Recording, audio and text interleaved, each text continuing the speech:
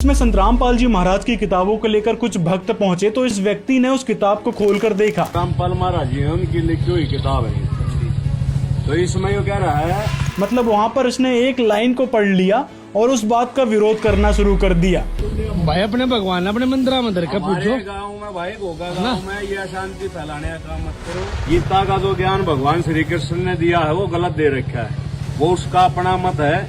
और जो हमारे सत्य पुरुष यानी कि इनके महाराज जी रामपाल जो कह रहा है, जो आप भगवान कृष्ण की फोटो लगा के किताब बेच सकते हो तो भगवान कृष्ण को मानते क्यों नहीं? कहाँ पे कह दिया संत रामपाल जी ने कि गीता का ज्ञान गलत है। संत रामपाल जी ने बताया है कि जहाँ पर गीता ज्ञानदाता ने कहा कि ये मेरा मत है तो वो हमको माननीय नहीं है, क्योंकि ये काल भगवान जो गीता ज्ञानदाता है वह उसका स्वयं का मत है। बाकी की जो ज्ञान दिया है उस गीता ज्ञानदाता ने वह उस परमात्मा का संविधान बताया है जो कि वेदों से लिया गया है। मतलब जब यदि सच्चाई पता ना हो तो फिर फालतू की बकवाद नहीं करना चाहिए कि भगवान श्री कृष्ण जी ने गीता का ज्ञान दिया है। ये आदमी अब तक ये नहीं स्वीकार कर रहा है कि भागवत गीता का ज्ञान जो है भगवान श्री कृष्ण ने दिया था।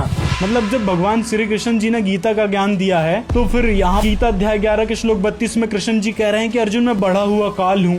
ये बातें क्यों कह रहे हैं? फिर गीता अध्याय 8 के श्लोक 13 में गीता ज्ञानदाता खुद को निर्गुण ब्रह्म बताता है कि मुझ निर्गुण ब्रह्म का ये ओम मंत्र है। ऐसे ही गीता अध्याय 15 के श्लोक 4 में भी कृष्ण जी कह रहे हैं कि मैं उस परमेश्वर के ही शरण हूँ। सतपुरुष ने दिया तो उसका फोटो लगाओ।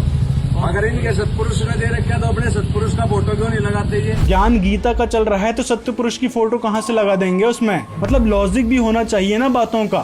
फालतू की बातें करके ये विरोध प्रकट करने लगते हैं। रितेश भाई वे 4 बूढ़ी आ रही है, अवतार लिया ही ना रामपाल अवतार ले रहा है, जो अपनी माँ की कोख से पैदा न हो रहा अवतार ले रहा है। मतलब इसको अवतार की ही परिभाषा नहीं पता कि अवतार किसे कहते हैं।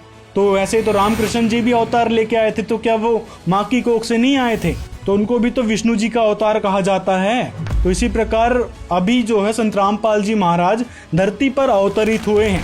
शायद ये क्लियर करो मेरे को, भगवान कृष्ण कहाँ गलत है? भाई आप सत्संग सुनो, टीवी देखो। मैं नहीं सुनता सत्संग। हाँ, इसको चंद लाइनों को पढ़कर ही सारे सॉल्यूशन चाहिए। मतलब 3 घंटे वहीं पे इसको सुनना है, लेकिन ये टीवी नहीं देखेंगे।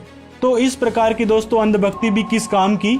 जहाँ पर यदि जिज्ञासा है तो आपने जानना चाहिए, अपनी उत्सुकता प्रकट करना चाहिए, ना कि विरोध प्रकट करना चाहिए। तो ऐसे लोगों से निवेदन है, विरोध करने की वजह यदि आप कुछ नया सुन रहे हैं तो उसके बारे में डिटेल में जानना चाहिए, ना कि कुछ बातों को सुनकर उसका ही विरोध करने लग जाओ।